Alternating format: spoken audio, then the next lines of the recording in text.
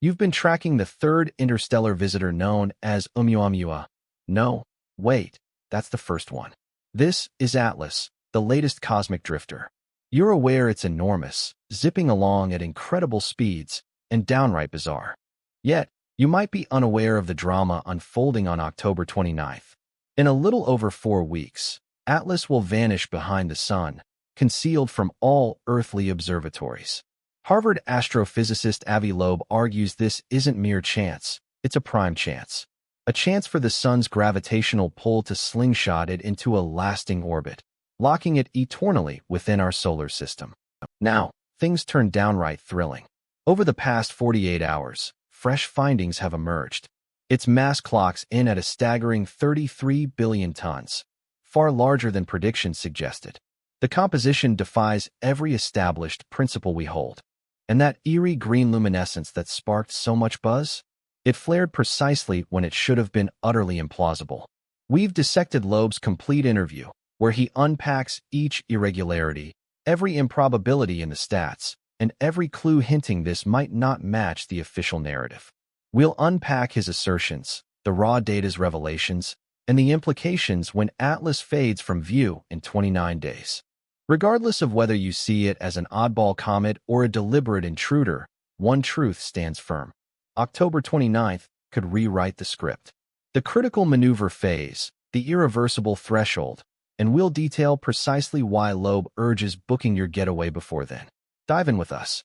But before we proceed, if these in-depth explorations grab you, smash that like button, subscribe for more, and drop a comment. Where are you tuning in from? What's the local time?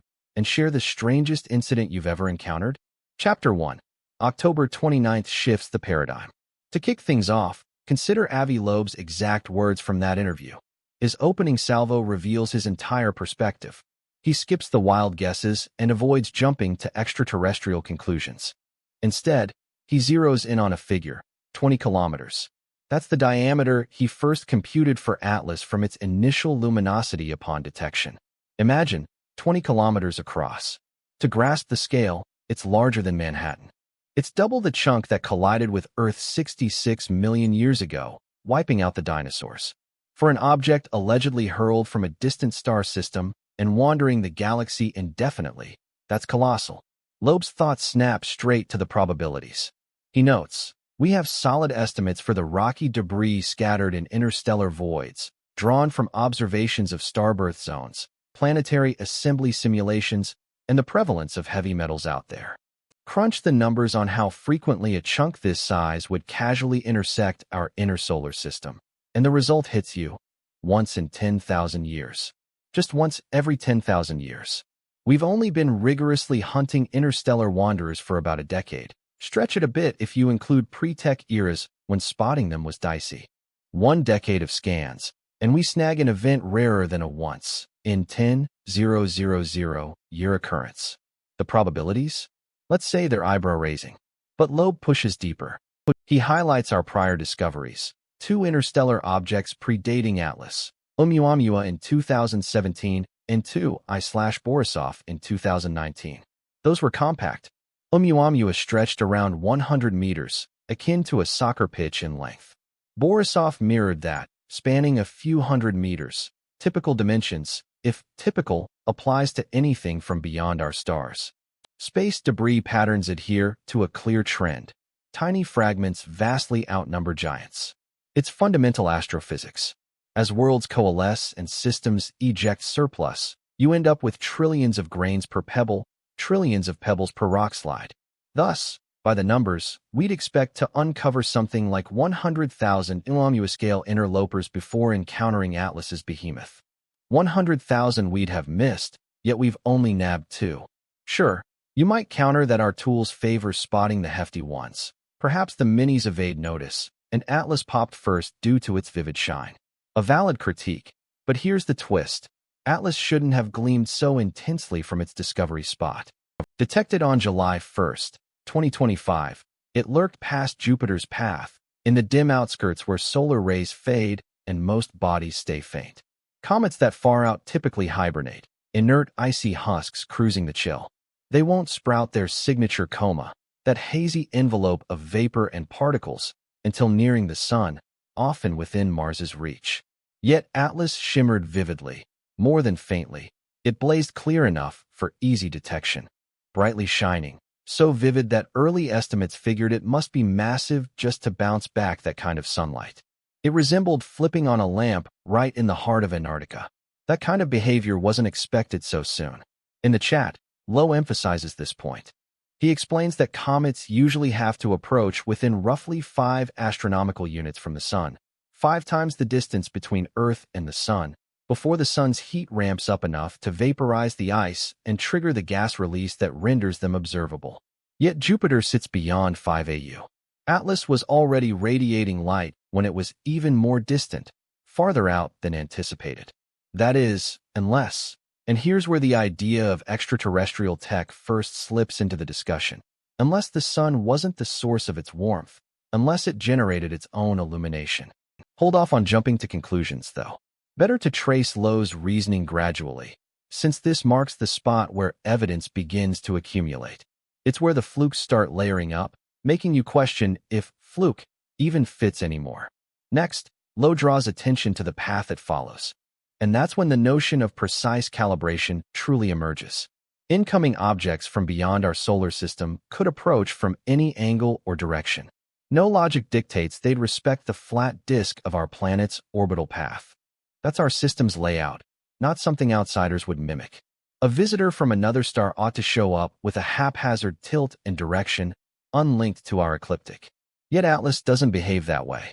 It barrels in along a route that's nearly parallel to the ecliptic, deviating by just 5 degrees. 5 degrees, that's practically level. It's syncing up almost flawlessly with the paths of Earth, Mars, Venus, Jupiter, and the other inner worlds. According to Loeb, the odds of such alignment occurring by chance are 1 in 500. 1 in 500. Improbable, sure, but not out of the question. Still, noteworthy. Eyebrow-raising, even. And it escalates from there, because Atlas isn't merely matching the plane. Its course steers it near several planets. Dangerously near. On October 3rd, just days away from now, per this recording, Atlas will zip past Mars at a mere 29 million kilometers. In cosmic scale, that's intimate. Close sufficient for NASA's Mars Reconnaissance Orbiter to attempt snapping photos using its high-rise camera. And that's not the end. Atlas also swings by Venus and Jupiter at fairly snug distances, all timed to coincide with those worlds' positions just right for the encounter. Loeb crunched the figures here as well. He worked out the joint odds that a wayward interstellar visitor on a haphazard route would brush by Jupiter, Mars, and Venus as tightly as Atlas does, precisely when they're situated ideally in their loops. The result? 1 in 20,000. 1 in 20,000. Pause and let that sink in. This isn't a single stroke of fortune any longer. It's a cascade of alignments, plus the unexpected size, the premature glow from afar. The ecliptic match, the near misses with 3 planets. Each might pass as sheer luck in isolation, but combined.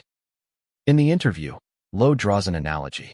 He notes, sure, you could claim every single detail is mere happenstance. The route's arbitrary. It casually lines up. The flybys are fortunate. The schedule fell into place. But eventually, after hitting 6s repeatedly on the dice, you begin suspecting the game's rigged. Then he unleashes the clincher. The detail that, should it hold water, offers the strongest hint of deliberate design. Atlas reaches its sun-closest spot, perihelion, on October 29th. And right then, Earth sits squarely on the sun's far side. No direct line of sight for us. Every Earth-based scope will face the sun, blocking the view to Atlas. It'll enter solar conjunction, fully obscured. Loeb observes, this might be deliberate. The ideal window for a course correction.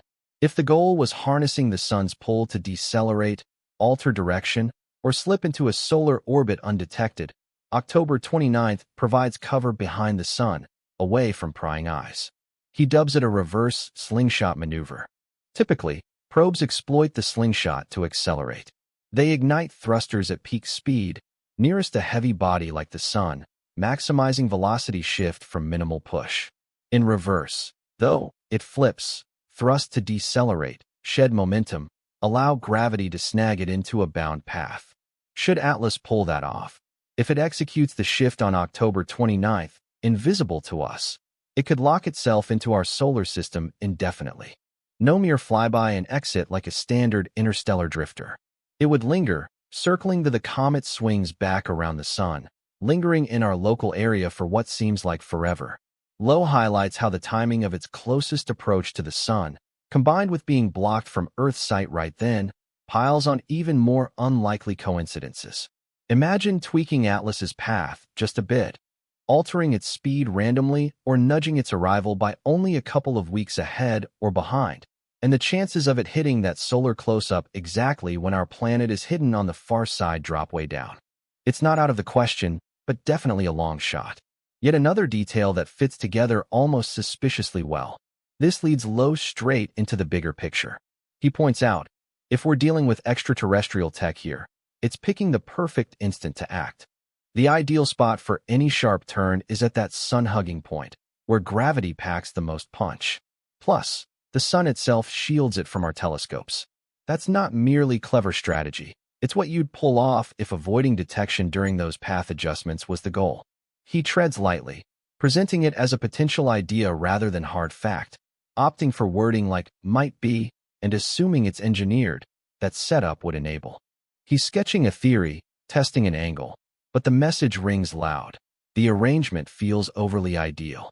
The schedule seems too handy. The route appears overly precise. And that's merely the starting point of his case. That's just the basics of its orbit. He hasn't touched on the sightings yet, the odd chemical signatures, the features caught by Hubble, Webb, and the array of scopes monitoring it over the last 3 months. Even so, based solely on its flight path, it's clear why Loeb believes this warrants real scrutiny, why he argues we ought to at least entertain the notion that this isn't some aimless space floater, but an entity driven by purpose. Chapter 2. Larger than Manhattan. Let's probe further into this scale issue, since it's not only about Atlas being enormous. It's about how that enormity challenges our grasp of interstellar drifters' norms, their frequency, and why we haven't uncovered anything like it sooner. In his chat, when Loeb mentions the 20 kilometers figure, he's drawing from those first light reflection estimates. Astronomers have a basic method for sizing far-off bodies, gauge the sunlight they bounce back, guess the reflectivity of their outer layer, known as albedo, and reverse engineer the dimensions needed to generate that glow. For Atlas, those preliminary figures consistently landed on 20 kilometers, and Loeb spotted the red flag right away. Not that a 20 kilometers comet is unheard of. We've encountered ones that large right here in our system. The issue is stumbling on an interstellar giant, so soon in our hunts upends the predicted patterns. Interstellar junk, be it asteroids, comets, or rogue stones, adheres to a power law spread. In short, big items are scarce, while tiny ones multiply rapidly. Spot one boulder at 10 kilometers wide, and you might find 100 at 1 kilometer, 10,000 at 100 meters, and 1,000,000 at 10 meters. The count skyrockets with shrinking sizes. This trend pops up across the natural world, from lunar impact craters to quake intensities to urban population sizes. Rare giants, abundant specks. The cosmos crafts far more grains than peaks. So Loeb crunched the data for interstellar wanderers, anticipating that same rule. If it applies, mirroring patterns elsewhere, we'd be swamped with pint-sized intruders long before nabbing a whopper. We'd have logged thousands, perhaps tens of thousands, of Oumuamua-like bits, those 100-meter class chunks, prior to lucking into a 20 kilometers behemoth. But nope, we'd tallied just 2. Oumuamua and Borisov, both modest, clocking in at 100 to a few hundred meters. Then, out of nowhere, Atlas arrives, possibly 100 times wider and thus thousands of times heftier by volume. Loeb spells this out in the interview. Considering the sparse, heavy materials floating in interstellar voids, we'd expect to have uncovered around 100,000 objects like Oumuamua before spotting Atlas. That's 100,000. Yet prior to this, only 2 interstellar finds on record. At this point, the reasoning splits into options. This mismatch could stem from various angles. Perhaps our gear struggles mightily with the little guys, nailing only the flashy giants. That's feasible. Scopes have blind spots, and dim, petite rocks evade easy detection. Or perhaps my initial guess about its dimensions turn out to be off base. Perhaps Comet Atlas isn't truly 20 kilometers wide after all. The intense glow we observed might stem from more than just a massive rocky core bouncing back sunlight. Instead, it could be enveloped in an expansive haze of gas and dust, inflating its apparent scale and luminosity beyond the actual body. In fact, that alternative scenario aligns better with our current understanding. Fresher data, especially from the Hubble Space Telescope, has sharpened the size assessment quite a bit. By the end of August, Hubble's findings indicated that the maximum width for Atlas is roughly 5.6 kilometers. That's still substantial, far larger than prior interstellar wanderers, but nowhere near 20 kilometers. Not on the scale of Manhattan. A 5.6 kilometers span feels more plausible. It remains atypical and bigger than we'd anticipate at this stage, yet feasible for a typical comet. It doesn't shatter the probability models the way a 20 kilometers behemoth would. Yet, this is where the plot thickens once more. Because in the past few days, just over the last 48 hours, fresh insights have muddled the scenario anew. Loeb and his team released an updated study, still awaiting peer review, that scrutinized Atlas's path with remarkable accuracy. They gathered inputs from 227 global observatories, totaling more than 4,000 separate measurements across multiple months. Their focus was pinpointing Atlas's motion across the cosmos. What emerged is that Atlas exhibits virtually no extra gravitational pull. Allow me to clarify its significance. As a comet nears the sun and warms, the surface ice undergoes sublimation. It shifts straight from solid to vapor, with that vapor blasting outward. When such vapors erupt from one flank of the comet, it mimics a small thruster. This imparts a subtle shove, altering the path in manners gravity by itself couldn't account for. Scientists term this non-gravitational acceleration, a hallmark of comets in action. You gauge it by monitoring the comet's location over periods and contrasting it against predictions from gravity alone. A slight deviation, whether it's advancing or lagging behind the gravitational forecast, signals that the venting gases are influencing its course. Per this latest breakdown, Atlas displays scarcely any such effect. Its track aligns with a gravity-only orbit to extraordinarily precise degrees. The ceiling on its non-gravitational acceleration sits below 15 meters per day squared. That's minuscule, far below the levels anticipated for a comet actively venting. And we confirm Atlas is venting. The Webb Space Telescope captured it on August 6th, quantifying the gases escaping its exterior. The rate of mass ejection clocks in at around 150 kilograms per second. That's substantial stuff. Sufficient vapor to generate noticeable propulsion. Plenty to subtly shift the comet's route. So why no shift? Why does Atlas behave as if gravity's the sole influencer, despite plainly ejecting gases? Loeb's explanation boils down to one factor: its immense heft. If Atlas carries enough weight, the push from venting simply won't budge it noticeably. Imagine directing a leaf blower at a massive ocean liner. The effort exists, but the object's bulk renders the speed-up insignificant. Thus, they crunch the numbers. Based on the documented venting and the lack of evident non-gravitational speed-up, what's the least mass Atlas might possess? Their calculation yields 33 billion tons. 33 billion tons, that's the floor. Atlas must tip the scales at no less than that. Otherwise, its own emissions would visibly alter its motion. And assuming a composition of rock and ice akin to typical comets, with comparable density, you can derive a baseline size, over 5 kilometers, and potentially quite a bit larger based on its true compactness. So, we're circling back to a sizable entity. Not 20 kilometers, likely not, but assuredly at the upper extremes. Unquestionably heftier than any interstellar visitor encountered before. Loeb highlights that this renders Atlas 3 to 5 magnitudes massier than Oumuamua or Borisov. That's 1,000 to 100,000 times the weight, which loops us to the initial odds issue. If Atlas is genuinely this hefty, detecting it so soon in our interstellar scouting amounts to what Loeb calls a profound outlier. It's akin to tossing a coin and landing heads 1,000 straight times. Possible in theory? Sure.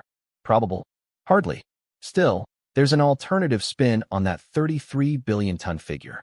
A notion Loeb alludes to in the chat without fully endorsing. Suppose Atlas lacks a solid core? Imagine if it's cavernous? If it's more like a casing, an engineered form with ample space but low density? For constructing an interstellar vessel, you'd avoid forging it from dense metal. It would be ridiculously massive, incredibly costly in energy to speed up or slow down. You'd construct an outer casing, a slender framework packed with voids on the inside. That's the approach we take for vessels back home. That's the method nature employs as well. Skeletons have cavities. Stalks and plants are tubular. It's a smart method to achieve durability without added bulk. An empty framework spanning 10, 15, or perhaps 20 kilometers across might readily tip the scales at 33 billion tons, assuming sufficient thickness in the shell. From afar, it would appear as a colossal dense body. It could mirror sunlight like a hefty boulder, yet its mass measurements wouldn't match that of a solid chunk. Loeb doesn't spell this out directly in the discussion. He skirts the edges. He mentions avoiding snap judgments based on appearances, noting how the detected CO2 and water ice on Atlas's surface might simply be debris gathered on its shell during its journey across the stars. Essentially, like ice buildup on a car window. Yet the hint lingers. If you entertain the notion that Atlas could be artificial, that 33 billion ton figure shifts from puzzling outlier to intriguing clue. It's weighty, sure, but lighter than a comparable solid mass would be. Substantial enough to counter the push from venting gases, yet buoyant enough to suggest deliberate assembly over natural origin. At this point, Loeb's reasoning evolves from isolated evidence into a network of linked peculiarities. The dimensions are odd. The path is odd. The arrival is odd. The absence of extra orbital shifts despite the visible venting is odd. Taken alone, none seals the deal. Combined, though, they sketch an entity that defies easy categorization. Loeb recognizes this conflict. He notes that overwhelmingly, Atlas is bound to be a pure interstellar wanderer, likely a comet. He's not asserting proof. He's not declaring it alien tech for certain, but he does contend that our current observations fail to dismiss the possibility outright. And for him, that's sufficient grounds to dig deeper. Enough to deploy all available scopes, probes, and detection gear to scrutinize it before it vanishes. Interstellar visitors have that trait. They zip by and exit stage left, lost to the cosmos for good in human terms. Should Atlas prove merely a comet, we'd gain insights into extrasolar icy bodies, which holds real worth. But if it's otherwise, if there's even a slim 1% shot it's otherwise, then overlooking a thorough exam would rank among our species' gravest oversights. So there you have the scale debate. The weight conundrum. Atlas looms large, likely larger than expected for such an early interstellar find. It packs 33 billion tons at least, though perhaps shy of what a solid counterpart that big would weigh. Paired with its path and schedule quirks, it raises the persistent query Loeb poses. What if? Chapter 3. The path is precisely calibrated. Now, let's examine the route this object is carving through our solar system, as this is where the precision case gains real traction. In his chat, when Loeb breaks down the orbital breakdown, he's not highlighting a lone fluke. He's layering them on. One improbable element after another in celestial navigation that, viewed separately, seem improbable yet feasible, but collectively hint at intent. Start with the ecliptic alignment. Our solar setup is fairly planar. The 8 worlds circle the sun in a near-uniform disk, akin to a platter centered on the star. Known as the ecliptic, it's a core layout rule for our stellar locale. Local formations, remnants of the ancient gas cloud from eons past, echo that setup. Most asteroids hug the ecliptic. Kuiper belt comets deviate but remain tied to it loosely. Interstellar arrivals, however, owe no allegiance. They hail from distant systems with their unique tilts, axes, and spins. An outsider ought to barrel in from a haphazard vector at a haphazard incline. The probability of syncing neatly with our ecliptic is low. Not zero, merely low. Loeb pegs it at roughly 1 in 500. A mere 0.2% likelihood. Scanning 500 arbitrary interstellar arrivals, you'd anticipate just one matching this well by coincidence. Atlas marks only our 3rd sighting. So right off, it's defying roughly 500 to 3 odds. Improbable, yet not outrageous. Then factor in the near misses. Atlas isn't merely traversing the system on a whim. It swings by those worlds without much separation. It brushes past Mars, Venus, and Jupiter. And it's not only spatially near, it's temporally aligned too.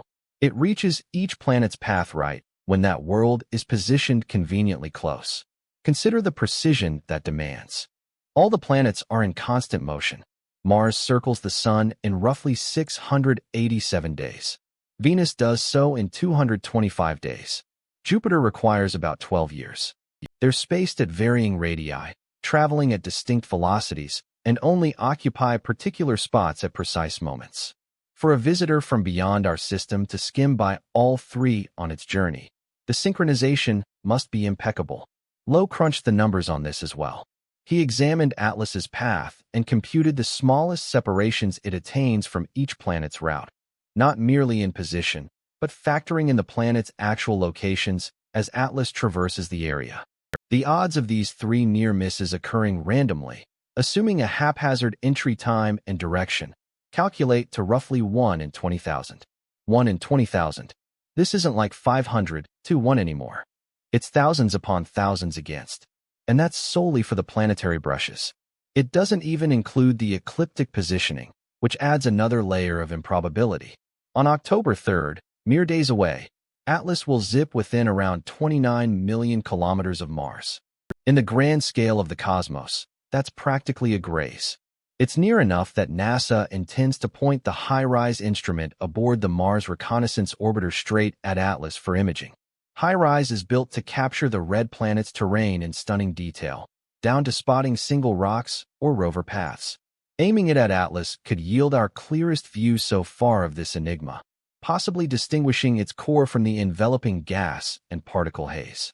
Yet the most captivating detail comes next. The tiniest overlap between Atlas's route and Mars's full orbital track measures just 2.7 million kilometers. 2.7 million. That's a minuscule margin by stellar standards. A minor tweak to Atlas's path, if it had shown up a tad sooner or later, or if its angle deviated by only a couple of degrees, might have brought it nearer still. It might have crossed Mars's path exactly where the planet was at that instant. Loeb highlights this in his discussion. He notes, such precision, this brush with Mars alongside the ones with Venus and Jupiter, points to a path that's either incredibly fortuitous or deliberately crafted. And if crafted, if there's purpose involved, then the October 3rd Mars rendezvous may transcend a mere pass. It could represent a chance. A chance for what? That's when speculation ramps up. Loeb posits that should Atlas be an engineered artifact, like a vessel or explorer device, then skimming Mars would offer a prime window to dispatch something. A compact scout, a descender, a surveyor. You might launch a subsidiary unit that adjusts slightly and meets Mars as the primary form presses onward to the Sun. He even worked out the specs. Should Atlas jettison an advance unit that veers forward and aside by about 30 million kilometers, that unit could arrive at Mars near October 3rd, coinciding with Atlas's tightest pass. The required launch velocity isn't extreme, a handful of kilometers per second, doable with basic thrusters. And from our vantage on Earth, it would evade detection. We lack the capability to monitor such diminutive items at that range. Our observatories might discern objects as small as 10 or 20 meters out near Jupiter, but nothing tinier, especially if they're evading notice on purpose. Is there proof Atlas has released anything? Absolutely not. This remains conjecture. Yet Loeb's argument is that scrutiny is warranted. We ought to monitor Mars intently before, during, and post the October 3rd event. Should something odd appear in Martian space, or if orbiting probes around Mars pick up irregularities that would carry weight, then consider the Venus swing by. Atlas will also come fairly near Venus, albeit not quite as snugly as with Mars. And Jupiter, positioned farther along its loop, will experience its own brush, though from a wider berth. The occurrence of all three in one traversal of the inner system stands out statistically once more. Improbable? No. But noteworthy, yes. Still, it's the perihelion timing, the instant Atlas hits its solar minimum, that truly captures Loeb's focus. Since that peaks on October 29th, when Earth sits precisely on the Sun's far side, Atlas enters solar conjunction. Visibility from here? 0.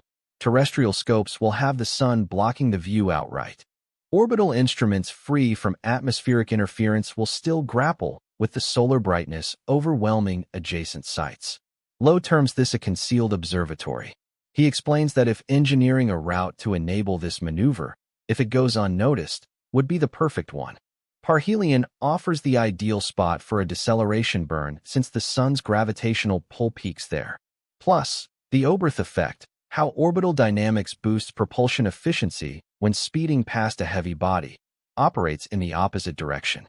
You could ignite thrusters to reduce speed and shed momentum, with the sun's pull aiding the shift into a stable orbit. Should Atlas aim to linger, converting from a hyperbolic flyby path to a bound elliptical one, October 29th marks the ideal moment, and we'd miss the action entirely. We'd only discover it later, as Atlas swings back into view from behind the sun in late November or early December, when we recompute its path and spot that it's sticking around instead of departing. Does Atlas possess engines? Is it capable of trajectory tweaks? No clue. We've seen zero signs of drive systems, no thermal emissions, no vapor trails, nothing hinting at rocket activity. Yet if an advanced society crafts probes for the stars, they'd likely skip crude chemical boosters spewing flames and fumes. They'd opt for sleeker tech, perhaps ion engines, magnetic sails, or drives beyond our imagination. The key takeaway: a crafted artifact needn't resemble a flashy sci-fi vessel. It doesn't require blazing thrusters or navigation beacons. It might mimic a boulder, cloaked in frost and grit for protection and disguise, making minor path corrections we'd overlook without intense scrutiny. Loeb touches on this during the discussion. He urges vigilant tracking of Atlas around its perihelion swing. We must deploy all inner solar system assets, every satellite and lander, to monitor it with utmost accuracy. ESA's JUICE mission, en route to Jupiter, should catch a clear glimpse in November. NASA's Juno, circling Jupiter now, could potentially sight it soon after. Mars-based satellites will keep tabs in early October. We ought to unleash our full arsenal on this thing to avoid any oversights. After all, if Atlas executes a burn on October 29th, decelerating to enter orbit, the consequences would be profound. It would signal an arrival that's here to stay, not a fleeting visitor. It would indicate an entity establishing a presence in our cosmic neighborhood. And we'd get roughly 6 weeks, from its late November reappearance to its late December Earth flyby, to unravel its nature and intentions. Loeb tempers this as a slim chance prospect. He stresses the probable scenario remains that Atlas is merely a routine comet, zipping in and out like prior interstellar wanderers. Still, he insists that even a remote chance warrants rigorous scrutiny, since overlooking a true artificial intruder due to hasty judgment carries a steeper price than exhaustive checks revealing just another icy rock. That's the crux of his case. It's not a declaration that Atlas is extraterrestrial hardware. Rather, current observations haven't eliminated the option, and its path is odd enough to demand our sharpest focus. The ecliptic positioning, the planetary brushes, the perihelion schedule, they all paint a portrait of either astonishing fortune or deliberate design. Loeb draws a casino parallel in the chat. He notes, walk into a betting hall and witness someone hitting double sixes 10 straight times. You wouldn't rush to cry foul on the dice. Sure, it's feasible, the probability's around 1 in 60 million. But you'd likely pause for a good inspection of those dice, probing for any tricks. That's his sole request. Let's inspect closely. Let's examine the dice. Atlas's finely calibrated route across our system feels like those improbable rolls landing 6 after 6. And Loeb's voice rings out, insistent, urging us to at least entertain that the play might not be purely chance. Chapter 4. No tail, only forward beams.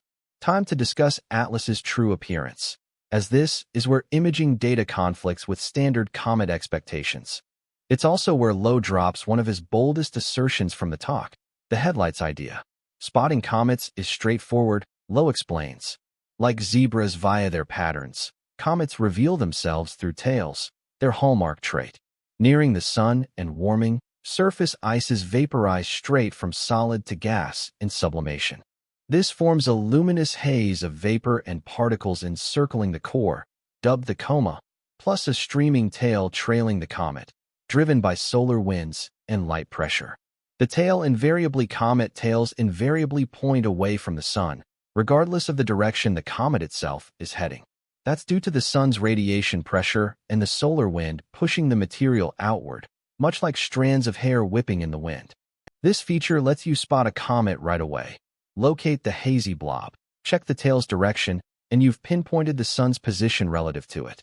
Yet, when the Hubble Space Telescope snapped photos of Atlas on July 21st, things appeared off.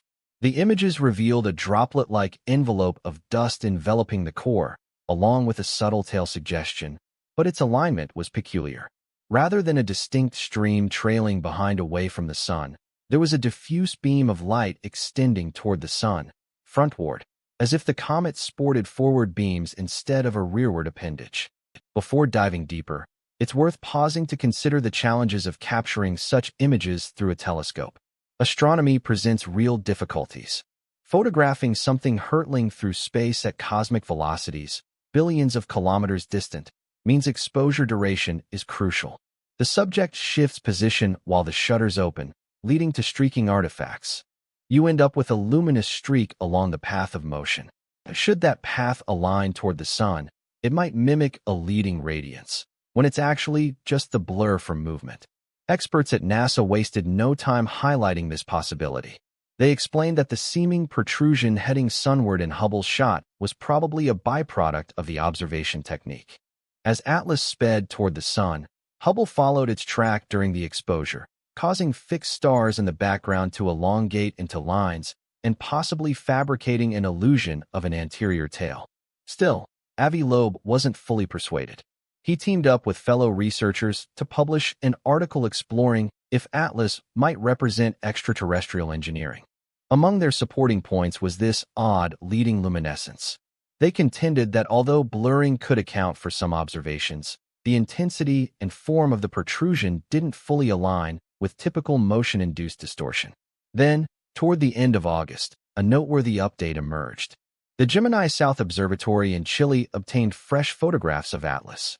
This round showed a definite tail, a subtle one flowing outward from the sun, precisely as anticipated.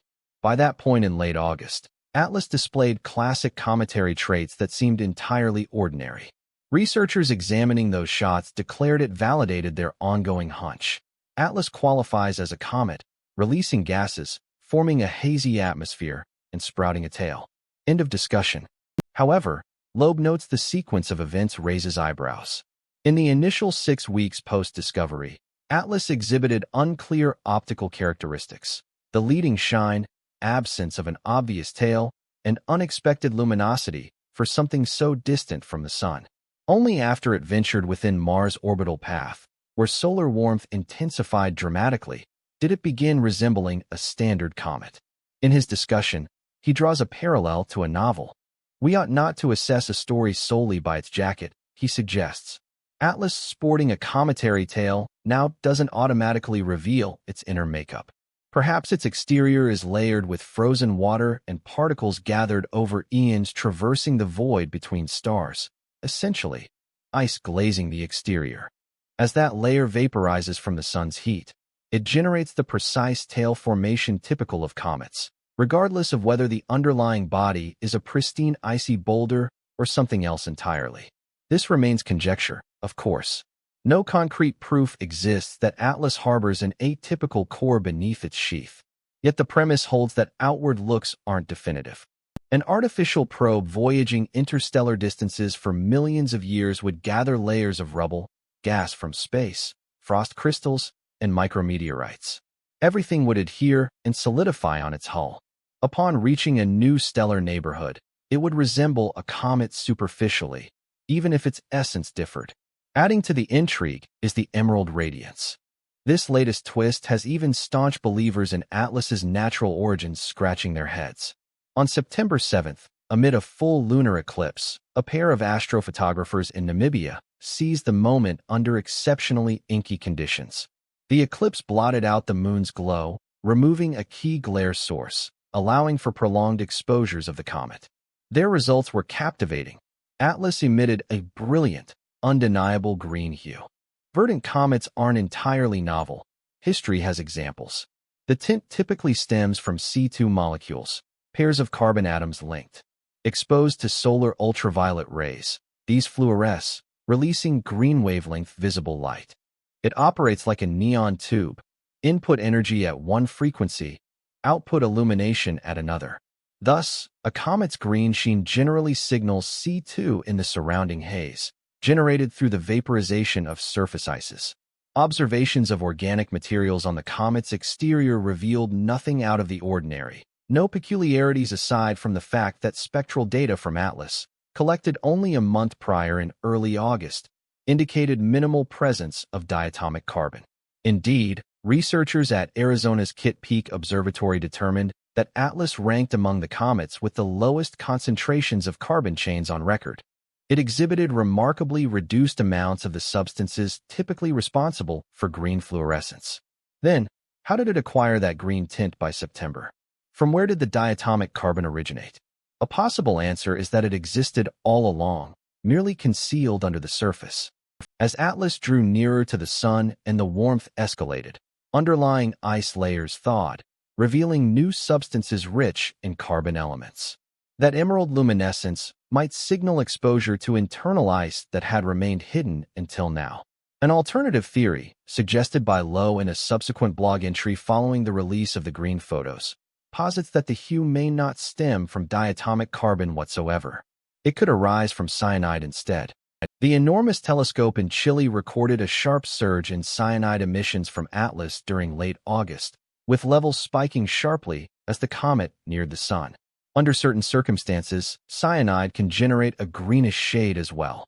And should the amounts be sufficiently elevated, it might account for the intense color observed amid the eclipse.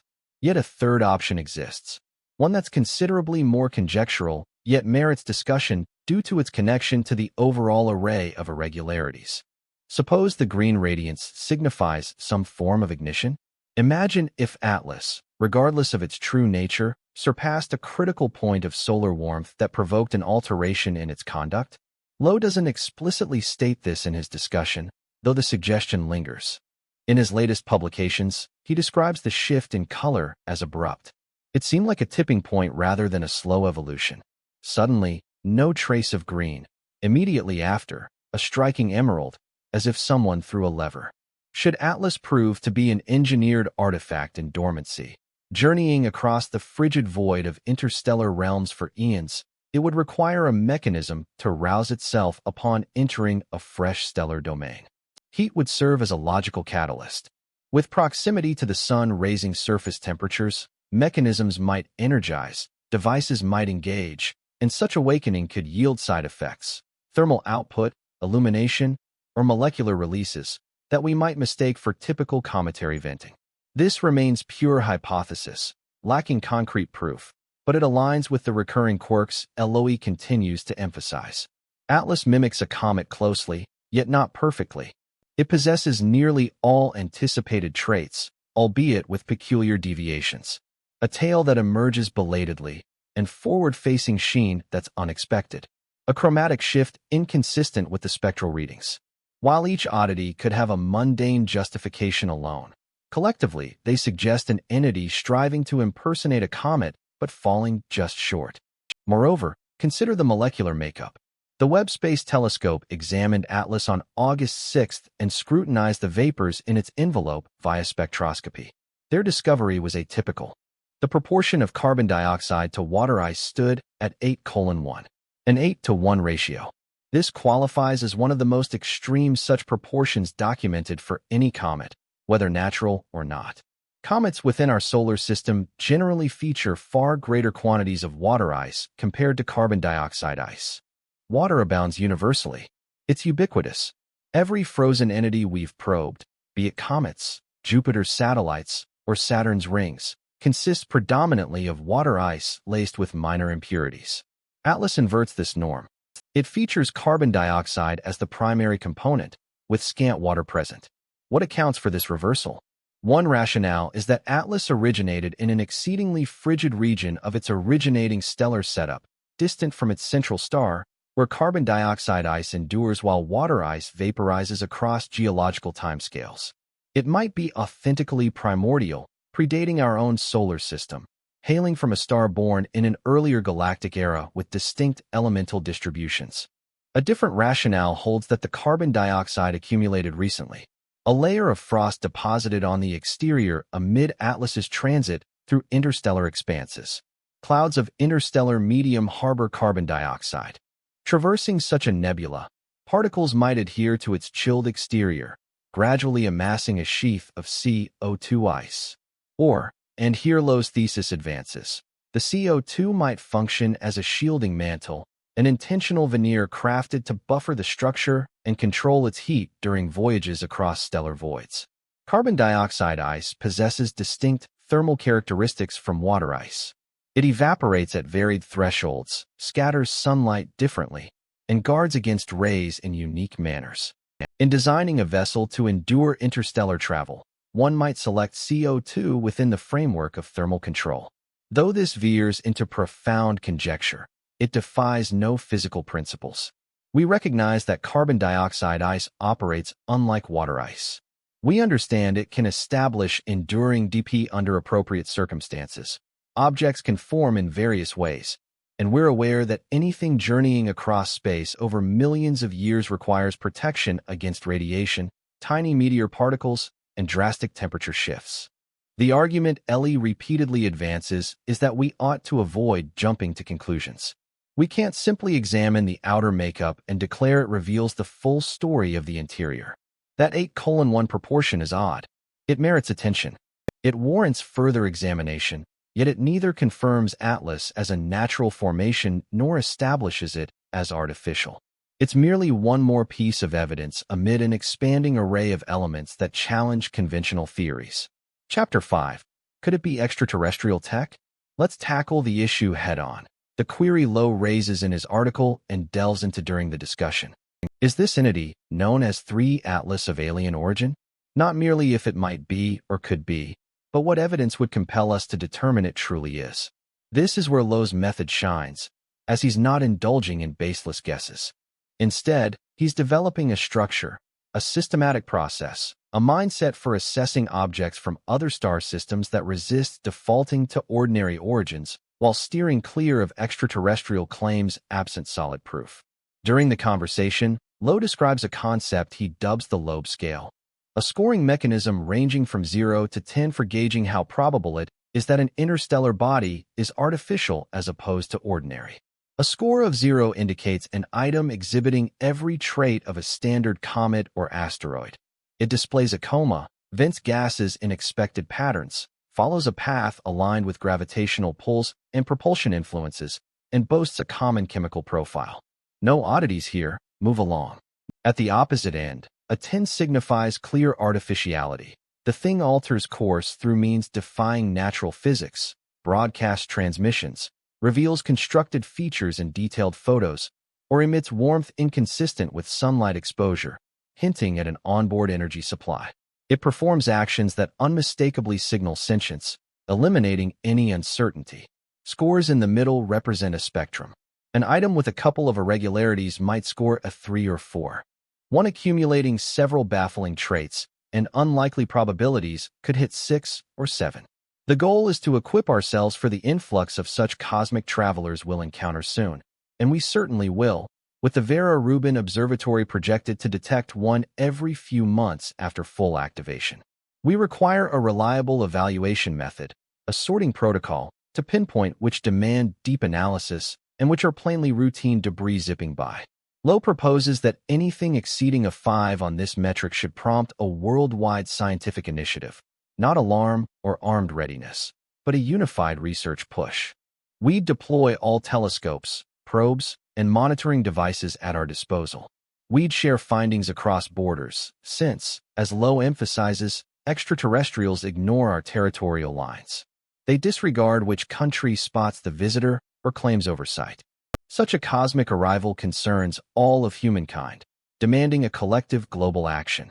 He pushes the idea even more, advocating for a dedicated global entity focused on surveying interstellar arrivals and outlining responses to any displaying artificial indicators. Currently, no such setup exists. We rely on NASA, ESA, and assorted country-specific space programs that monitor Earth-orbiting threats and prepare for comet strikes. Yet there's no cohesive strategy for handling a potential alien scout. And Loeb insists we must create one, given the brief observation periods. These visitors zip through at high speeds. Once detected, they're typically well into our system, leaving us just weeks or months to observe before departure. Squandering that by arguing over authority or relevance means forfeiting the opportunity altogether. He likens it to other major threats we face. Take AI. We hold summits, fund labs, and form official panels to ensure its progress doesn't spawn unintended dangers for society. Climate crisis? We've got pacts, accords, and global meetings for joint strategies. Even comet collisions worry us. NASA runs a defense initiative to catalog risky bodies and devise deflection techniques. But for alien artifacts? Zilch. No group, no guidelines, no strategy. Loeb deems this oversight astonishing. He contends that despite slim odds, say, just a 1% likelihood of an interstellar body being artificial, the stakes are immense, so preparation is essential. Unlike a distant stellar radio pulse, light years removed, and offering ample time to react, it prompts us to reflect, argue, and strategize. Yet a guest showing up in our cosmic neighborhood demands swift response.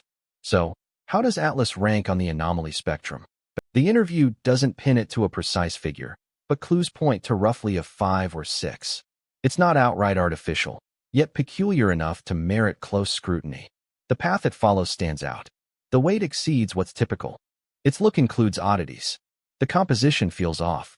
Any single trait could stem from natural causes, but together, they nudge Atlas toward territory where brushing it off as merely a comet won't do. That's the core of Loeb's case.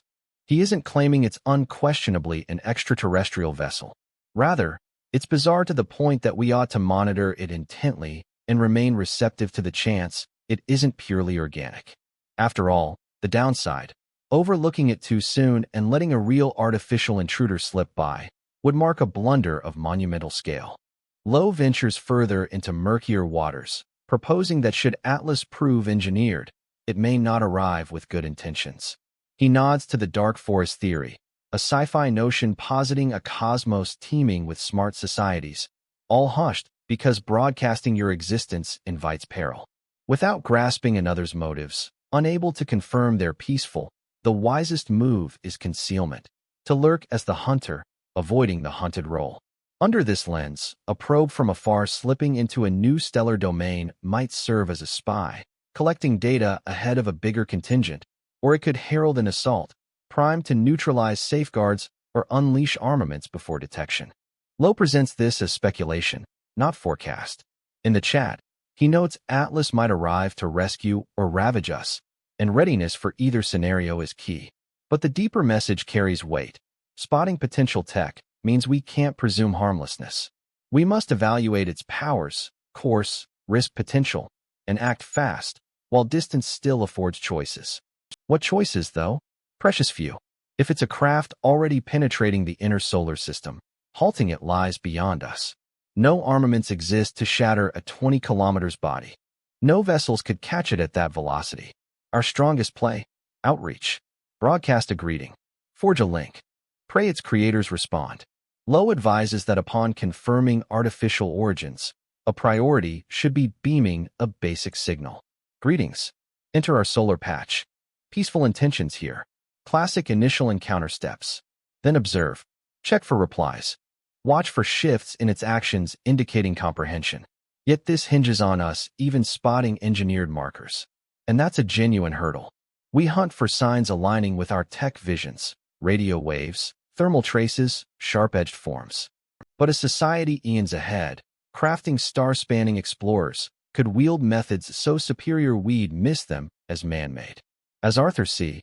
Clarke put it, sufficiently evolved tech blurs into sorcery. And that works in reverse too. If Atlas hails from a culture a million years our senior, it could register as utterly ordinary on our gear. Propulsion without visible emissions. Signaling beyond our grasp. Materials echoing pristine stone and frost flawlessly, fooling us into seeing random cosmic forging. This puzzle occupies Loeb. how to verify artificiality without knowing feasible innovations, how to separate intent from fluke with just one case study. His response: seek consistencies. Hunt for unlikely yet purposeful traits. A route grazing several worlds might be chance, but it's precisely the blueprint for planetary scouting. A density sturdy against drifts, yet light hinting at voids could occur organically, but matches an intentional casing. A frost layer of CO2 might accrue casually, yet suits shielding from heat aptly. Isolated, none clinch it, but they hint strongly. They're sufficient to pose the inquiry and Loeb's irritation. The element that emerges, a key point that emerges vividly from the interview, is how a large portion of the scientific establishment avoids even posing the question. They prefer to regard Atlas as a typical occurrence, catalog it as a fascinating yet commonplace comet, and proceed without further ado. He addresses this pushback, what he terms gatekeeping, and notes that conventional science frequently resists concepts that disrupt long-held stories. The prevailing storyline at present holds that interstellar visitors are merely natural remnants, chunks of rock and frozen orbs hurled from distant stellar systems amid planetary development. Proposals hinting they could be otherwise, perhaps artificial artifacts, are quickly labeled as fringe pseudoscience or mere bids for publicity. Loeb counters that true inquiry must chase the evidence, not preconceptions. When indicators suggest peculiarities, we ought to probe deeper. Curiosity demands it. We need to entertain notions that unsettle us, lest we risk intellectual inertia, sealing off our thinking to potentials simply because they appear improbable. Moreover, he observes that past records abound with cases where the improbable proved accurate. The theory of continental shift was ridiculed as nonsense until proof mounted irresistibly. The notion that the sun, rather than Earth, anchors our solar system faced charges of blasphemy until observations via telescopes confirmed it. Black holes were once viewed as mere theoretical oddities lacking tangible existence, only to be verified through detections over time. The cycle repeats consistently. An individual advances a notion clashing with accepted knowledge. Authorities dismiss it. Evidence builds steadily. In the end, the fresh perspective gains traction, and observers marvel at the delay in recognizing what seems evident retrospectively. Loeb anticipates that notions of extraterrestrial probes, engineered items from remote star systems, will trace a similar path. Currently, such views sit on the margins. The majority of experts deem them improbable or outright infeasible.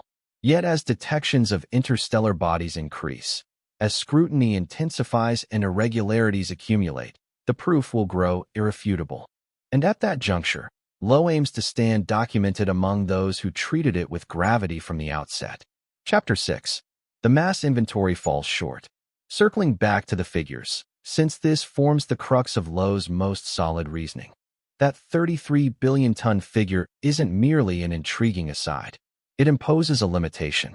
It reveals essentials about Atlas's composition, its architecture, and the plausibility of its presence considering our grasp of interstellar voids.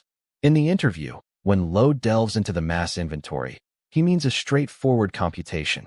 What quantity of solid matter populates interstellar realms?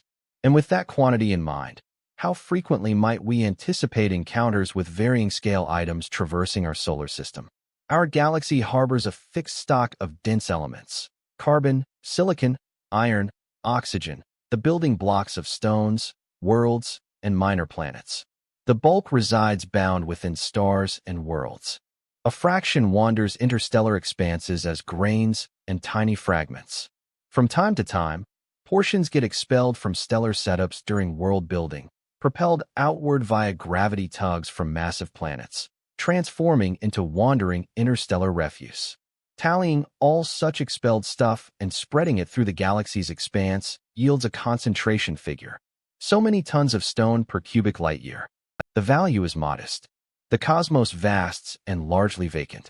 Still, models of world formation and glimpses of nascent stellar clusters let us approximate it. Armed with that concentration, one can figure the anticipated frequency for any specified scale to intersect our solar setup. Tiny items abound, so sightings should occur routinely.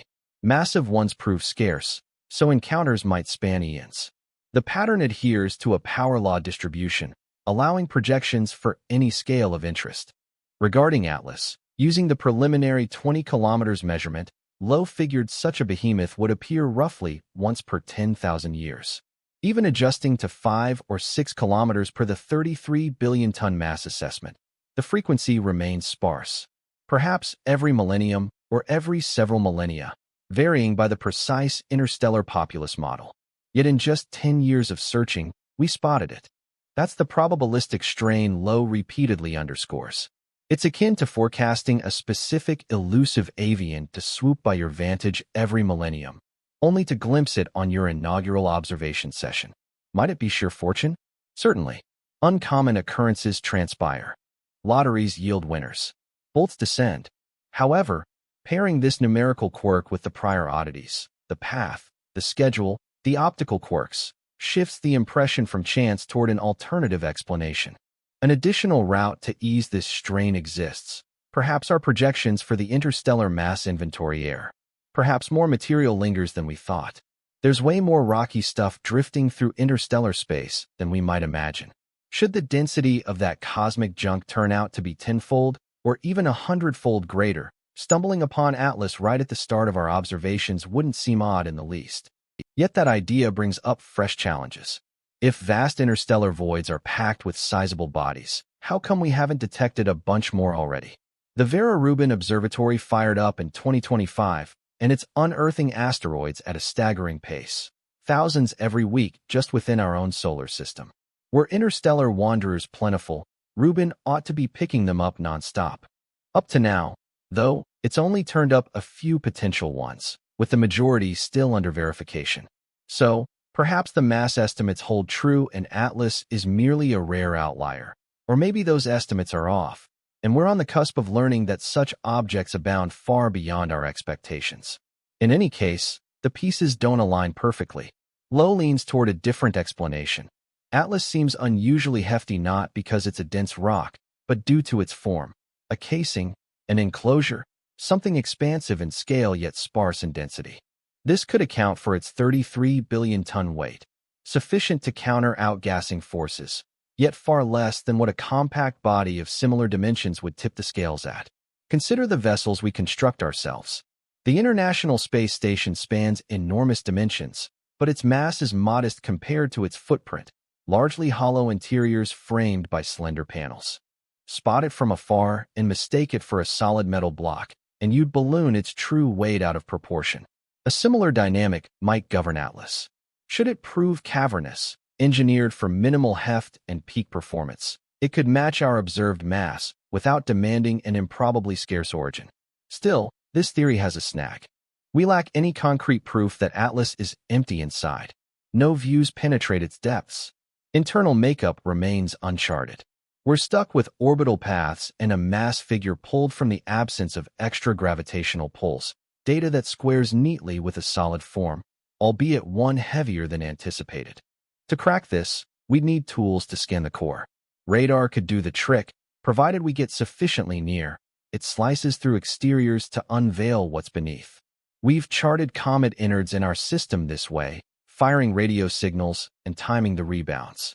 Alas, Atlas sits too distant for Earth-based radar, and no probes linger close enough to try.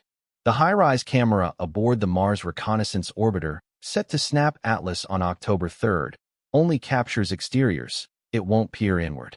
That said, it could yield valuable insights. An odd contour, excessive smoothness, or overly precise geometry, traits alien to ordinary comets, would raise eyebrows. Nothing conclusive, but a telling clue. Loeb's especially keen on HIRAS's output, given its knack for isolating the icy heart from the hazy envelope. Comets pose observation hurdles because their glowing auras of vapor and grit obscure the central lump, like snapping a bulb amid blinding beams. The dazzle drowns out finer points. HIRAS, however, boasts exceptional clarity, built to spot Martian rocks mere meters wide from orbit.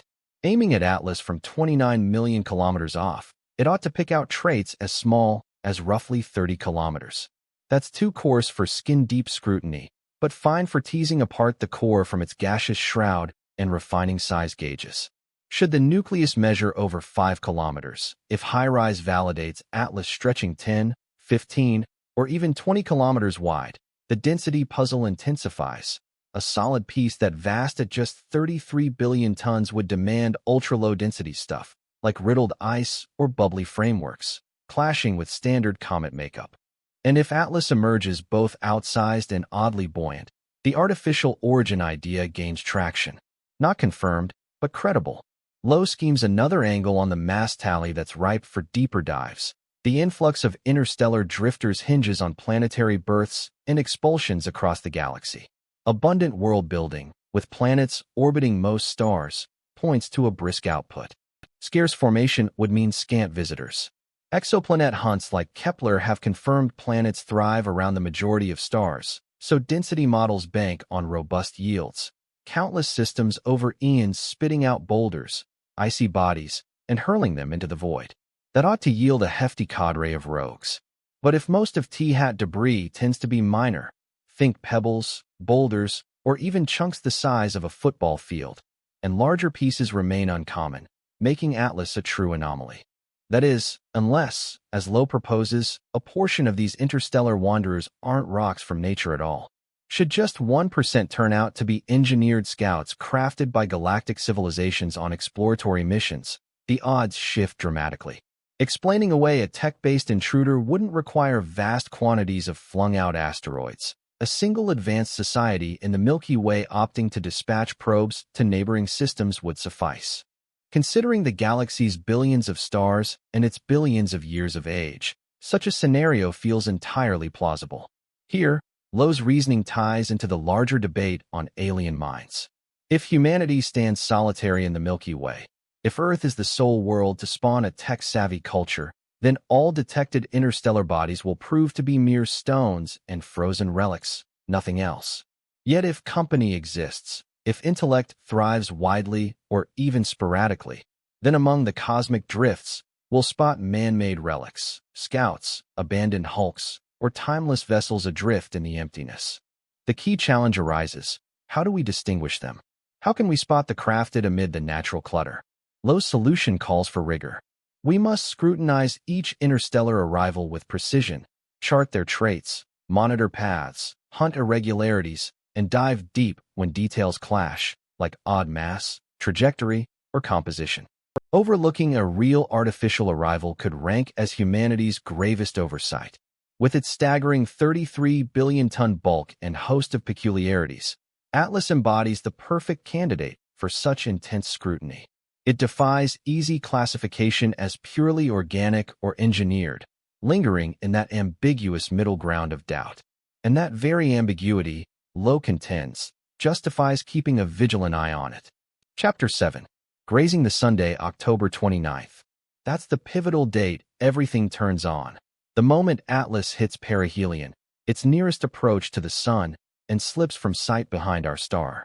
For Loeb, this isn't merely a frustrating blind spot in viewing. It might represent the encounter's most crucial instant. At perihelion, an object's path faces the Sun's peak gravitational pull. Speed peaks.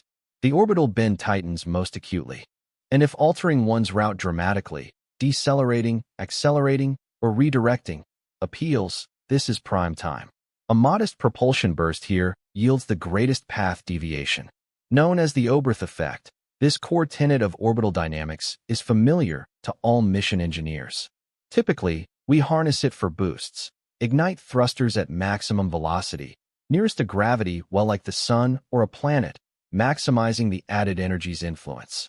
Missions like Pioneer and Voyager, bound for the solar system's fringes, rely on slingshot maneuvers and timed perihelion firings to accelerate toward targets. But the principle flips effectively for deceleration, to brake, shed speed, and allow capture into a stable orbit rather than a fleeing arc. This reverse Oberth ploy is ideal for shifting from a flyby of a stellar realm to a lasting residence within it. Atlas follows a hyperbolic path right now, exceeding escape speed, poised to curve past the Sun and resume its interstellar journey. Barring intervention, barring a perihelion slowdown, that's its fate. The alignment proves uncanny. On October 29th, as Atlas crests perihelion, Earth positions itself precisely opposite across the sun.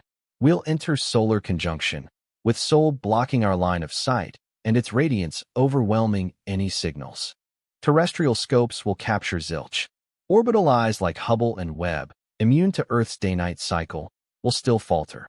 The sun's halo and glare render imaging near the solar face all but futile. Loeb terms this a concealed overlook. Crafting a path for stealthy adjustments? This setup fits perfectly. Arrive at perihelion while the system's keenest observers, armed with top observatories and keen curiosity, huddle on the star's far flank. Execute the tweak in total seclusion. Intentional ploy? Calculated stealth? Or yet another quirk in Atlas's chain of oddities? Tweak its velocity modestly, nudge the perihelion timing by days or weeks, and the odds of Earth being positioned directly opposite the sun right at that precise time are slim. Far from certain, though not entirely out of the question, perhaps around 1 in 20, based on the math. It's yet another unlikely factor piled atop the stack of already improbable circumstances. What elevates this to real importance, however, is the following. Should Atlas execute a course adjustment on October 29th, say, by igniting its thrusters or employing any kind of drive mechanism to decelerate and settle into a solar orbit, we wouldn't detect it right away. Discovery would come only after several weeks, once it swings back into view from the sun's far side in late November or early December, prompting us to reassess its path. That's when any shift would become apparent.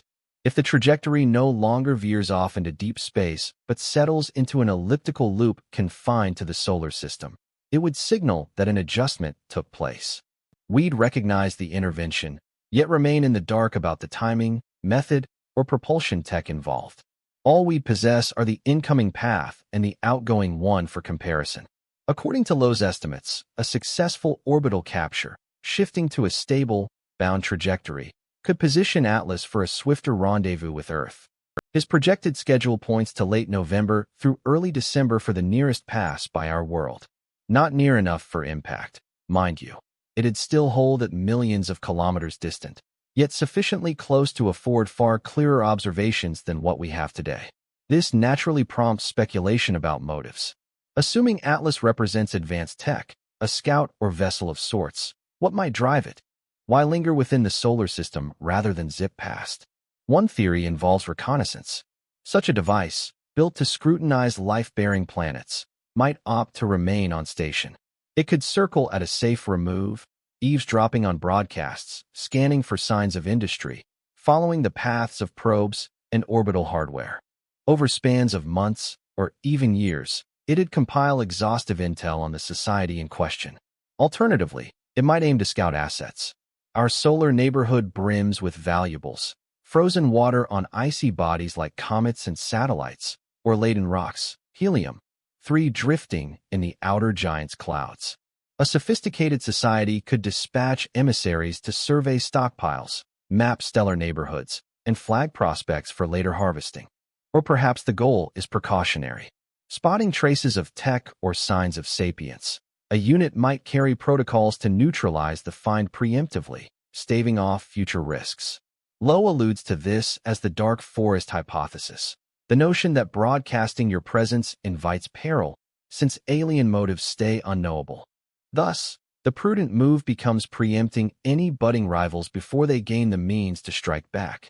Loeb treads lightly, stressing he's not forecasting doom or labeling Atlas a menace, nor suggesting we're on the brink of crisis. Rather, he urges a thorough evaluation of all scenarios if tech signatures emerge, hostile included. We mustn't default to friendly assumptions. On a brighter note, advance notice would be ours. A solar system-bound Atlas, locking into orbit and angling earthward, would give itself away early. We'd gain weeks, possibly months, to scrutinize it, attempt contact, decode its actions and aims.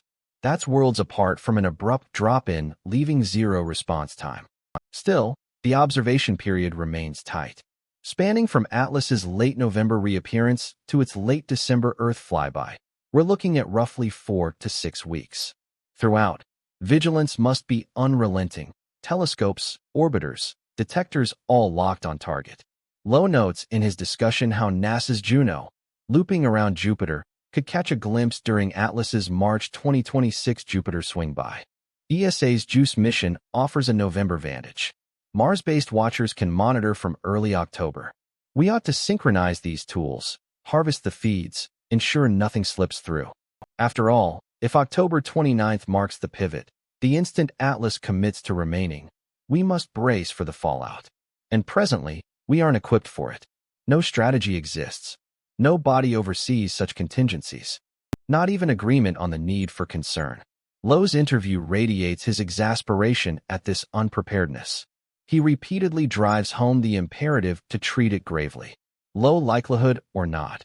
Even a mere 1% shot at artificial origins, the stakes demand top-tier attention. Resources should rally. High-stakes talks at governmental pinnacles ought to tackle contingencies for an extrasolar guest proving far more than inert stone.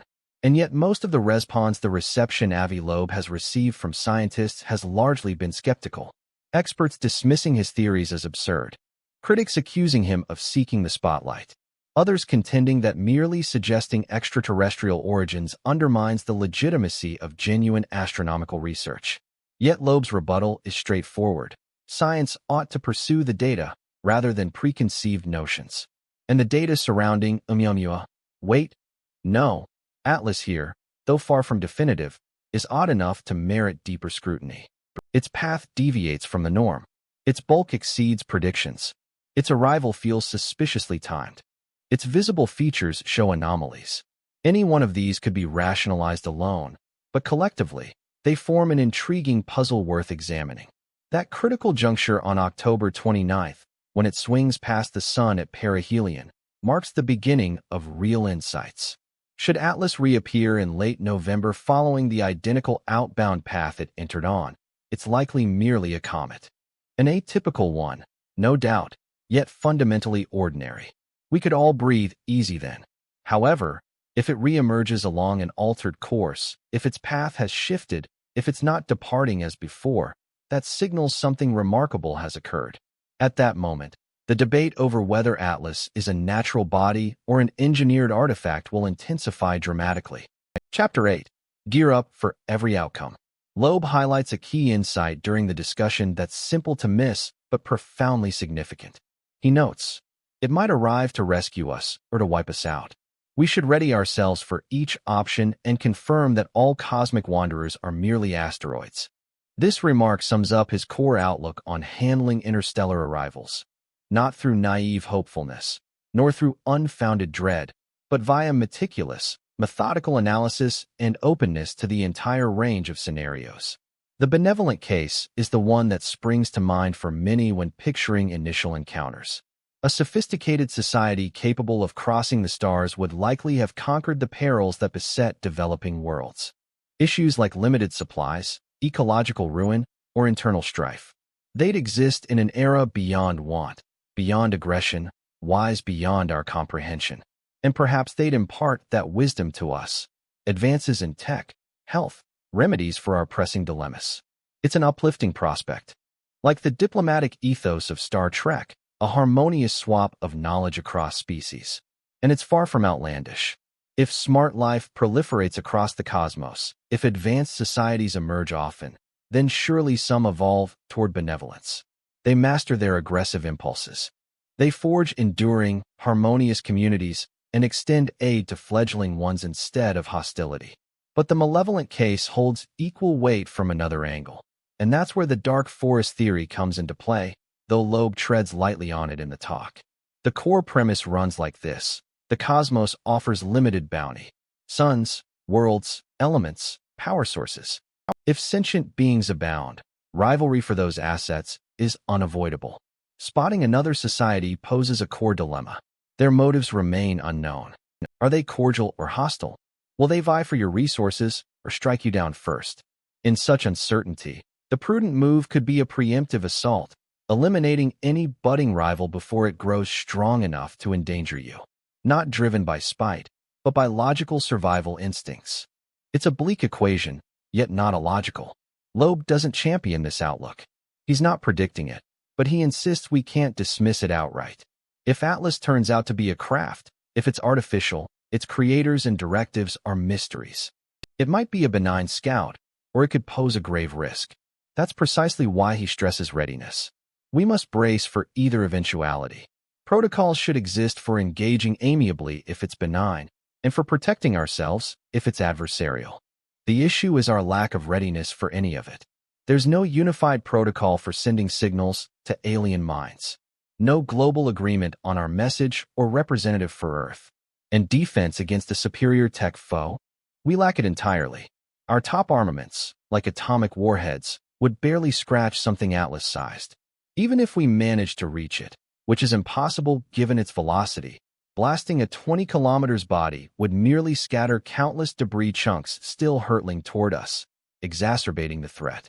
Plus, if Atlas possesses engines, if it can alter course, hitting it grows exponentially harder.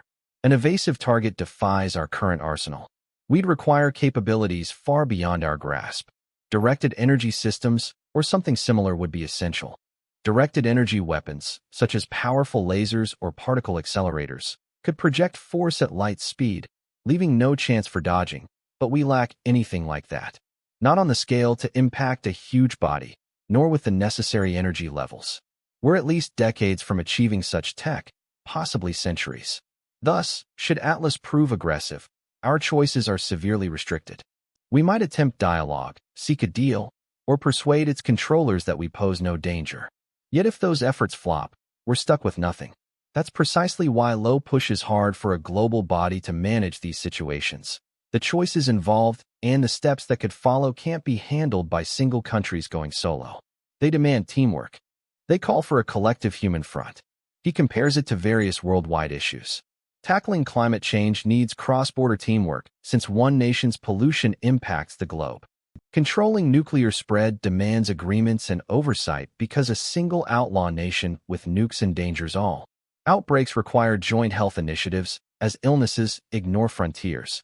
An arrival from the stars, friendly or not, poses an even deeper threat. It's not merely a people issue or a country one. It's a world affair, needing a world solution. But currently, we lack the setup for it. The UN has groups for space probes and asteroid protection, yet they target rocks in orbit or space junk, not extraterrestrial arrivals.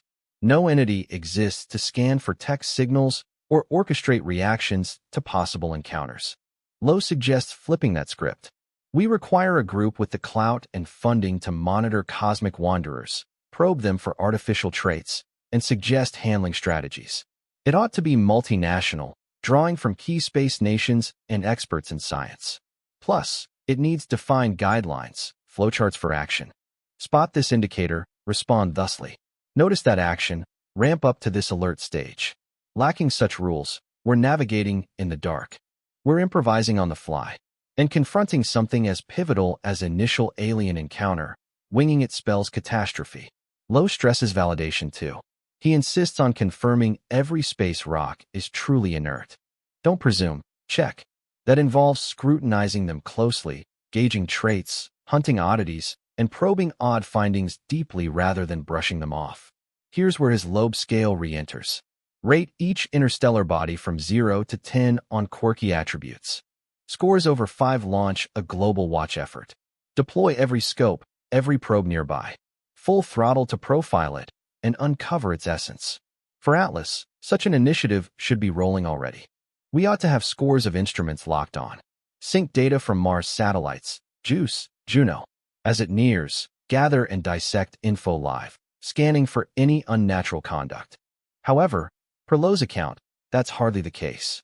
Sure, there are scans, separate squads using Hubble, Webb, and Earthbound arrays, but no joint operation, no hub for directing, no organized push to decode Atlas's true identity. The issue partly stems from astronomers' certainty it's merely a comet. They spot the fuzzy halo, the tail, the gas vents, and declare it ordinary. End of story.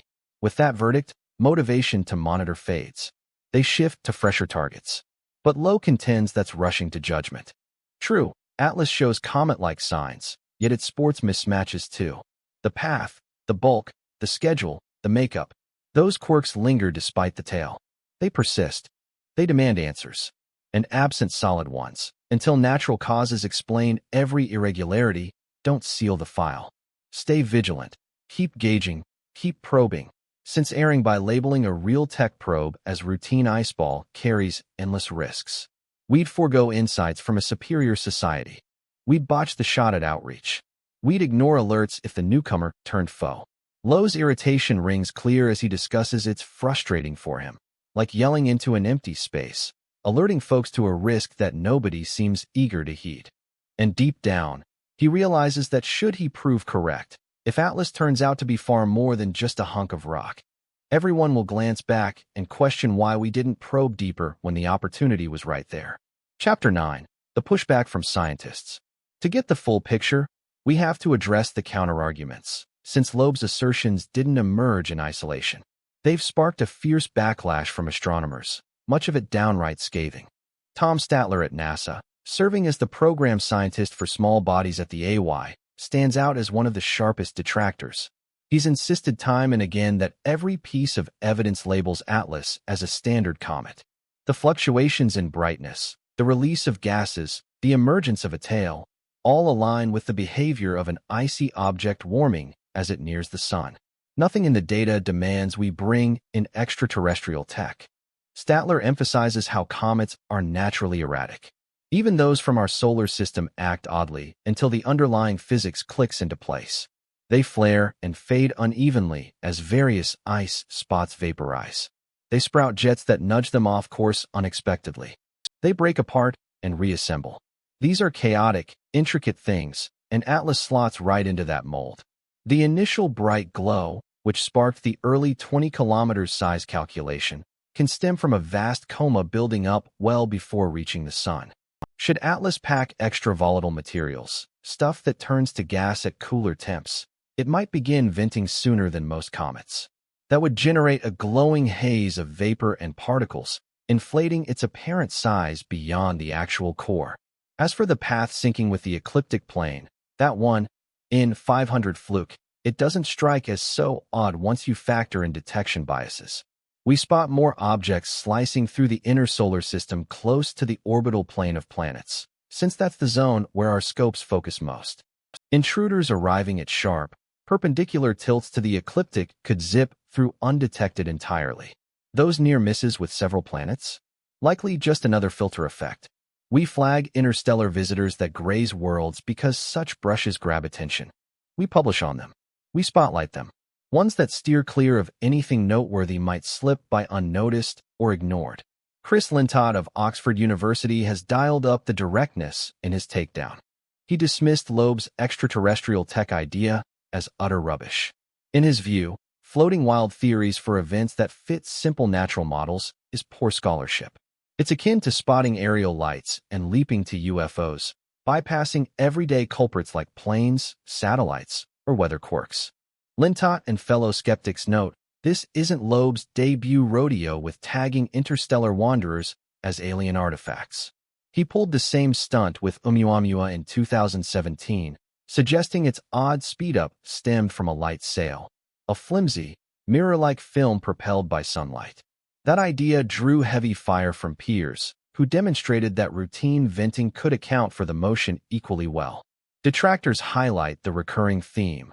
Loeb seizes on any cosmic drifter with quirky traits and vaults straight to aliens.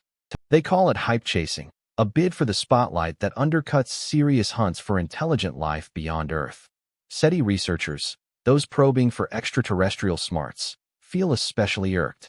Groups like the SETI Institute commit to unearthing signs of alien societies via radio dishes tuned to distant stars. They treat it with gravity, adhering to strict methods and withholding declarations absent firm proof. Then Loeb strides in, proclaiming any peculiar asteroid a potential probe, and overnight, the discipline seems shakier. Doubters who already view alien hunts as pointless spending cite Loeb's outbursts as proof it's all quackery. The SETI crowd's gripe boils down to their push for precise, step-by-step inquiry getting overshadowed by Loeb's splashy guesses, which pave the way for naysayers to brush them off, funders to slash grants, and everyday folks to conflate real inquiry with wild tales of saucers and prehistoric visitors. Yet Loeb holds firm against the flack, insisting science thrives on evidence alone, free from worries over image or standing. When the observations hint something odd catches our eye, and we ought to dig deeper, regardless of how uneasy the idea makes us feel or how it upends our preconceptions about probability and feasibility. He highlights how scientific history overflows with instances where the prevailing view turned out to be mistaken. The concept of continental drift got brushed off as absurd for years until the proof piled up irresistibly. The notion that microbes might trigger ulcers faced outright scorn before validation arrived. Black holes were once viewed as mere theoretical oddities without any tangible existence, right up until observations confirmed them. In each scenario, those advocating the fringe theories endured backlash, derision, and accusations of undermining their disciplines. Yet, each time, they proved correct, not due to superior intellect over detractors, but by prioritizing evidence over majority opinion. Loeb positions himself within that lineage. He's not asserting absolute truth. He's not insisting that Atlas is unquestionably extraterrestrial tech. Rather, he's emphasizing its peculiarity warrants thorough scrutiny, and we mustn't brush off the chance of artificial origins simply because it feels improbable. Plus, he advances a practical case. Suppose the odds of Atlas being engineered stand at just 1%. The potential ramifications are so vast that pursuing it makes sense. If we err by labeling it a comet and overlook a true brush with alien smarts, that's an irreversible blunder. The thing will depart, the window will close, and humanity will forever ponder the lost encounter. Conversely, if we probe it meticulously and deem it mundane, all we've expended is a bit of observatory access and analytical labor. The downside of a false alarm, treating a regular cosmic body like it could be engineered, is negligible. But the penalty for a false dismissal, overlooking engineered origins by presuming natural ones, is catastrophic. This imbalance, Loeb contends, demands a proactive stance. We need to err toward examination. We should scrutinize every visitor from the stars, particularly the quirky ones, and only settle on natural causes after exhausting other options. Yet the established scientific circles view matters differently. They regard funding and observation slots as scarce, unwilling to squander them on fanciful pursuits. If something resembles a comet, behaves like one, and offers a plain, earthly rationale for its traits, then it's a comet. End of discussion. At its core, the disagreement boils down to contrasting views on scientific methodology. Do we play it safe, clinging to proven theories until they're debunked? Or do we venture boldly, entertaining outlandish options alongside the standard ones? Loeb aligns squarely with the bold explorers. He'd prefer to vet 100 ordinary items as potential artifacts and come up empty than let a real one slip by from hasty judgment. His opponents lean conservative. They demand robust proof before indulging bold conjectures. And truthfully, the skeptics aren't without merit.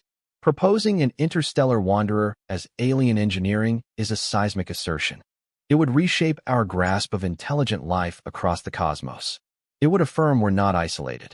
It would spark deep inquiries into the motives and prowess of its creators. Bold assertions demand ironclad backing. To date, the signs pointing to Atlas as engineered remain intriguing, nothing more. Its path is atypical, yet feasible. Its density is elevated, but aligns with a compact icy body. Its appearance is eccentric, but interpretable. Its composition is peculiar, yet falls within natural bounds. Nothing about Atlas unequivocally signals human-like construction. Thus, the doubters push for the straightforward account, a comet hailing from a distant solar system. A fascinating specimen, no doubt, deserving analysis, but in the end, merely a product of cosmic physics. No extraterrestrials needed. This positions us amid ambiguity. The available info fails to settle the matter definitively. Atlas might well be ordinary. It could be artificial. We lack sufficient details for certainty. That very ambiguity fuels Loeb's drive for additional scans, readings, and meticulous analysis. After all, the sole path to clarity lies in amassing superior evidence. Chapter 10. What's on the horizon? And so, we're at this juncture. Early October unfolds. Atlas lingers in the evening heavens, dimming as it nears the sun amid growing solar interference. In the coming month, we'll uncover resolutions to the mounting puzzles woven through this narrative. October 3rd marks the initial key event. On that date, Atlas swings nearest to Mars, grazing within 29 million kilometers of the Crimson World. NASA's Mars Reconnaissance Orbiter stands poised with its elevated camera aimed at the interstellar intruder. The HIRIS probe ought to deliver sufficient detail to distinguish the core from the encircling dust envelope, offering our sharpest glimpse so far into Atlas's central makeup. Should HIRIS uncover a core exceeding 5 kilometers in size, or verify that Atlas veers into the 10 to 15 kilometers territory, it would bolster Loeb's concerns regarding the mass calculation issues. Such a sizable, yet comparatively light entity, one that withstands disruptions from vapor emissions, begins to resemble less a typical comet and more an item featuring deliberate construction. Conversely, a compact core, merely a couple of kilometers or smaller, could necessitate tweaking the 33 billion-ton mass figure. Perhaps the estimation technique harbors inherent flaws, or the emissions might prove more uneven than expected, generating propulsion that offsets in untracked manners. A diminutive core would steer Atlas firmly back into the realm of ordinary comets. Europe's space agency's Mars Express and Trace Gas Orbiter will likewise scrutinize Atlas amid its Mars pass. Employing their analyzers, they'll probe the dust envelope's makeup, hunting for compounds that could reveal Atlas's origins and materials. Higher levels of carbon dioxide, elevated cyanide, or unforeseen elements. Each reading contributes to the overall image. Moreover, there's that slim yet tangible chance that Atlas could release an element during the Mars rendezvous, like a compact sensor or surface module, detaching from the primary form and adjusting its path toward the red planet. Loeb determined the required launch speed wouldn't demand much, just several kilometers per second. Observers from Earth likely wouldn't spot it. The item would be too tiny and dim. Yet Martian satellites might pick it up, particularly if it's executing active adjustments. Is such an event probable? Hardly, not by a long shot. Still, it's precisely the sort of development we must monitor, for if it occurs, if a piece detaches from Atlas and aims for Mars, that would transform everything. It would signal technological intervention beyond any natural mechanism. Post-Mars, Atlas presses deeper inward. Throughout October, it draws nearer to the Sun, growing brighter in our skies, yet increasingly tough to track as it nears the solar glare. Earthbound scopes will drop it from view around mid-October. Orbital telescopes could persist a tad further, though they'll face challenges too once Atlas sits just a few degrees from the Sun in our line of sight. Then comes October 29th, perihelion, the pivotal instant. Atlas hits its solar nearest approach, roughly 1. For astronomical units, slipping just shy of Mars's path. And it's positioned on the Sun's far side relative to us, concealed and beyond reach. If a course adjustment is in store for Atlas, perihelion marks the prime slot. This represents the ideal timing for a retrograde orbital thrust. Leveraging solar gravity to enhance propulsion output, even a modest velocity shift here might convert a hyperbolic outbound path into an elliptical, sun-tied loop. We won't witness it unfold. No real-time detection of the shift. Only later, as Atlas swings back into view from solar occultation in late November and we recompute its trajectory, will the truth emerge. A altered path, one abandoning escape, would confirm a major intervention. November ushers in fresh scrutiny phases. ESA's JUICE mission, en route to Jupiter but not yet too distant from the Sun, stands poised for prime vantage on Atlas post-conjunction. JUICE will deploy an array of tools, imagers, spectral scanners, particle sensors, for the watch. Results won't stream in right away, given JUICE's Earth distance and limited signal capacity. But by around February 2026, we'll receive in-depth data from this interval. Should Atlas ramp up activity beyond perihelion, with intense emissions or odd luminosity shifts, JUICE could record them. And any hints of engineered behavior, deviations unexplained by standard cometary dynamics, would surface there. In late November through early December, Atlas achieves its minimal distance to Earth. Not a razor-close shave, mind you, about 1.8 astronomical units, some 170 million miles, but near sufficient for top-tier scopes to yield superb insights. Hubble, the Webb, and Earth observatories equipped with adaptive optics will all train on Atlas, gathering info across spectra. This interval offers our top shot at a thorough profile, assessing spin speed, form, materials, and finer points to spot any oddities clashing with comet norms. Afterward, Atlas proceeds beyond Earth, charting toward Jupiter's domain. Come March 2026, NASA's Juno probe will track it during the Jupiter proximity. That's yet another chance for up-close data collection. There's another opportunity to spot details that slipped by in our initial scans. Following that, Atlas could depart the solar system, pursuing its hyperbolic path toward the depths of interstellar space, or it might remain, circling the Sun along the orbit it set during perihelion. Should it exit, we'll observe it dimming as it recedes, eventually too faint for detection, and include it among interstellar travelers. A captivating entity sparking intriguing inquiries, yet proven to be a natural phenomenon in the end. Should it linger, the landscape shifts dramatically. An interstellar arrival that integrates into our solar system, intentionally or by chance, transforms into a lasting presence.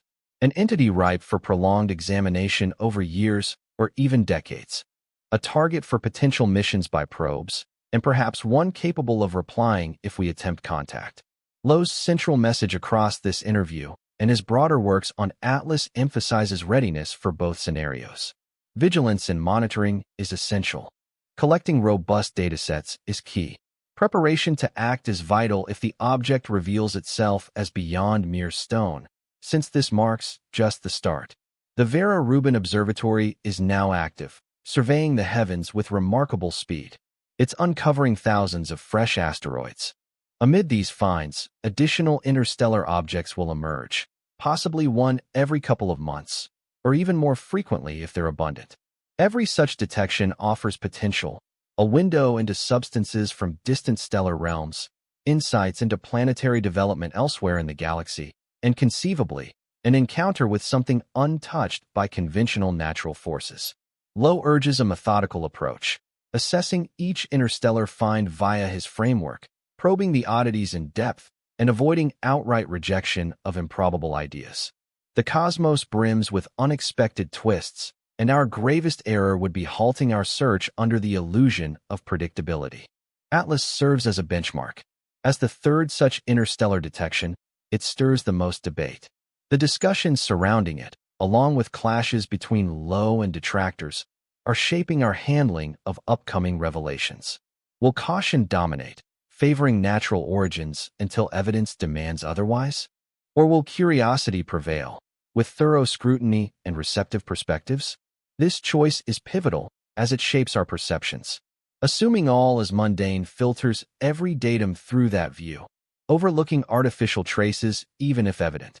Yet overzealous hunts for extraterrestrials drain efforts on dead ends and erode trust. Striking equilibrium demands sharp discernment. It calls for data-driven decisions over biases, and it insists on modesty, recognizing our knowledge gaps and the universe's capacity for unforeseen wonders. Regardless of Atlas's true nature, comet or otherwise, it's already imparted a key lesson. Interstellar wanderers aren't mere abstractions. They're tangible items we can identify and analyze. Some display traits quirky enough to challenge our certainties. That scrutiny of irregularities, rather than hasty dismissal, embodies true science. Not uncritical embrace of bold notions, nor knee-jerk denial. Simply meticulous watching, precise readings, and forthright evaluation of the evidence. The coming months hold high stakes. October 3rd, October 29th, late November, early December.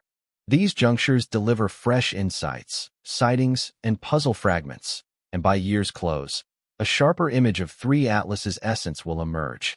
For now, we observe, anticipate, and ponder. This has delved into one of the solar system's most compelling anomalies, an interstellar guest that tests our comprehension and expands the realm of possibility. Whether Avi's theory holds, or Atlas reveals itself as an elaborate yet ordinary comet, its implications run deep. We've examined the orbital breakdown, the odds-defying stats, the density estimates, the optical quirks, the compositional enigmas. We've reviewed Loeb's case alongside rebuttals from skeptics. We've considered the ramifications of artificial origins and our responses. Atlas's narrative remains unfolding, October 29th approaches. And on that date, as Atlas slips behind the sun, whether to persist or depart, we'll gain further clarity on our cosmic standing. Thanks for joining me in unraveling this enigma. If you enjoyed this if you'd like to dive deeper into this, I'd love for you to smash that like button and subscribe for more intriguing stuff just like it. The cosmos is packed with enigmas, and we're only beginning to unravel a few. As I wrap up, it's worth noting that everything we've covered draws from openly shared information and established studies. That said, the analysis of those findings, especially Loeb's idea regarding possible artificial sources, stirs up debate among experts. The majority of stargazers hold that Atlas is simply a standard comet, which is still the top theory out there. Yet those oddities are genuine, the inquiries make sense, and it's a discussion we ought to keep alive. Remain inquisitive, gaze at the skies, and bear in mind that the cosmos has caught us off guard in the past and is bound to do so once more. Sweet dreams.